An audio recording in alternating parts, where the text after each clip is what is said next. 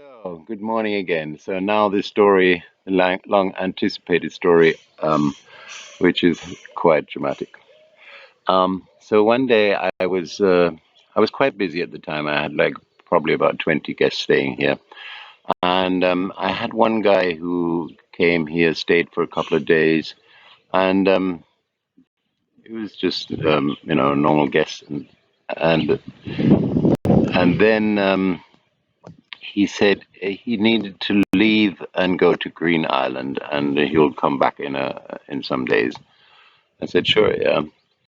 So he left, and about a week later, he returned. And I said, so you were in Green Island, and you came over here with the local taxi or something? And then he said, no, I walked. And you walked? You walked from Green Island to here? I mean, that's like 60 kilometers or something, or even it might be 70 or something. Yeah.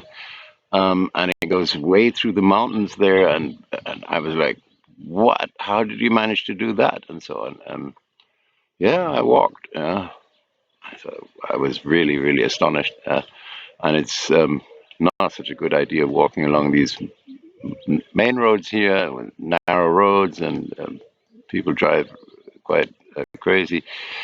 But anyway, I was a bit surprised, and so he then started acting kind of strange. He would tell everybody um, that I am the leader and they all need to follow me. And everybody was very bewildered at this, and I was like, what are you talking about? Yeah, and it sort of yeah, it sort of came into this weird. I don't know. Anyway, so the next thing is I get a call from one of my neighbors up on the hilltop, and a very, very good um, friend of mine. And she calls me and she says, "Frank, you have to come up here on the hill. Um, One of your guests is up here naked, and he's passing out all his credit cards to the rustlers up here and so on, and I'm like, oh, holy crap. And I of course knew that it must be him. Yeah. And I was I had no intention of going up there and trying to catch a naked um, tourist. So I just thought to myself, well, he'll come back down. And sure enough, he did come back down. And then just got weirder and weirder and weirder. He was acting up really strange. He had this thing that he would say, "My name is Irie. My Name ist Ironie," and then he would pull down his pants as if he was taking a crap, and squat down there, and then say, "My name is Irie. My Name ist Ironie." Yeah, so it got weirder. Yeah. And I had a psychologist from the Lufthansa staying with me, and he was trying to work on him, and nothing got better. And eventually, like for 2 3 days, I thought maybe he will pop out of his situation and things will get back to normal. But they didn't. He was like if anything, it got worse. And then one day he was on my veranda and he grabbed hold of the roof and he was leaning back like, and I freaked out. I said, look here, if you drop down there and kill yourself, it's going to be my fault because I haven't done anything with you. So I got a couple of guys. We packed him on the back of my truck and drove him down the road. I went to the police station and I said, look here, I don't know what to do with this guy. You, you better take him and bring him somewhere, or I don't know what to do. And they said, no, no, we can't do that. Bring him to Sablama Hospital. So we drove over to Sablama Hospital, and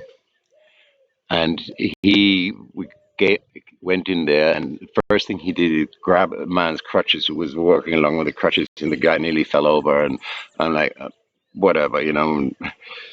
So eventually we get to the nurses, the doctor's room, and and the doctor says, "Well, unfortunately, we don't have a psychiatric ward here in Sablama, so you need to bring him over to Montego Bay." And I'm like, "Oh gosh." And I said, "Well, at least you need to give him some injection that he gets, because he was like all over the place and he was like acting up, and we had to basically restrain him on the back of the truck." And so so he said, "Yeah, sure, I can give him that." Yeah, and the nurse prepared the injection, and he said, "Oh, no injection, no injection. I'm not having no injection. No, no, no, no, no, no, no injection coming. No, no, no." And it was going on completely crazy, and I asked the nurse. I said, "Well, where would you put the injection?" And she said, "Well, I would normally I put it in his behind." And so I said to the guy, "Hey, look here. You can you can pull down your pants and say my name is Irie. My name is Irony." He said, "What? Yeah." So he pulled down his pants, and the nurse just went up and put the injection into his body, and I don't know what they took. It was like some kind of elephant tranquilizer or something. Anyway, he just basically, it didn't take a couple of minutes, and he just went "Meow," and just folded, and it was just like very seduced. So we put him back on the truck, and then I brought him to Montego Bay to the Cornwall Regional Hospital, and we checked him um, in the psychiatric ward. So then, after I checked him in, of course, I got in contact with the German embassy and with his parents, and we started, looking about what we can do. I think my brother even got a ticket for them to come over here, and so on and so on. Anyway, um, of course, this took some days and so on. And after about 2 or 3 days, I thought to myself, "Man, this guy is going to wake up in that psychiatric ward in Montego Bay, and he's just going to be like, he doesn't know where he is, he doesn't know what is going on, he has nobody to relate to." And I thought, "Mom, perhaps I should at least go over there and give him a visit. Maybe that will help him a little bit or something like that." And I thought, well, let me just call the hospital first. So I called the hospital, and I said, "Can I talk to the psychiatric ward?" And they said, "Sure." So they put me through to the psychiatric ward, and I talked to the nurse, and she said, "Oh, no, sorry, sir, you cannot talk to him right now. He's sleeping and he needs his rest." Well, I knew that she was lying, because in the background I heard, "My name is Irie. My name is Tioni."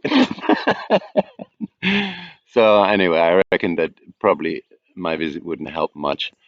And well, in the end, the parents came over and somehow they got him back to Germany, and he then recovered. And actually, I must, to his big credit, he actually came back to Jamaica to pay his bill. And I thought that was very decent of him, because, of course, yeah, he hadn't paid his bill and all the other expenses. And so that was very, very sweet of him. And so basically, this is how the story ends. It's just, of course, a bit of a short version. I could have made a longer one, but I just sort of the facts and anyway. So please like and subscribe to my channel, and I wish you a wonderful day. And if you do have a little donation to coolestcam@gmail.com PayPal, I would appreciate that. And otherwise, I'll see you in the next video.